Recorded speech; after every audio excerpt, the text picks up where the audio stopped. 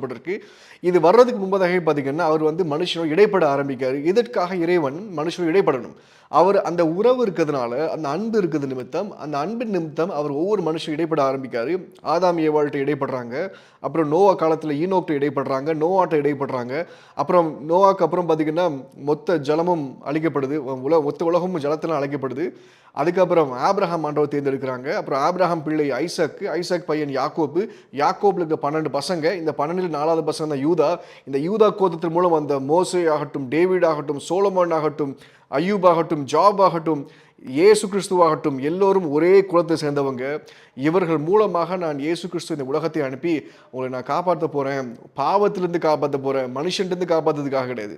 இந்த இறைவன் பார்த்தீங்கன்னா, பைபிள் இறைவன் வந்து எந்த இடத்துலையுமே மனுஷனை போய் நீங்க சண்டை போடுங்க, மனுஷன்ட்ட போய் நீங்க போராடுங்கன்னு சொல்லவே கிடையாது. இஸ்ரேல் நாடுக்கு மோசஸ் மூலமாக, யோசுவா மூலமாக அந்த நாடை காப்பாற்றுவதற்கு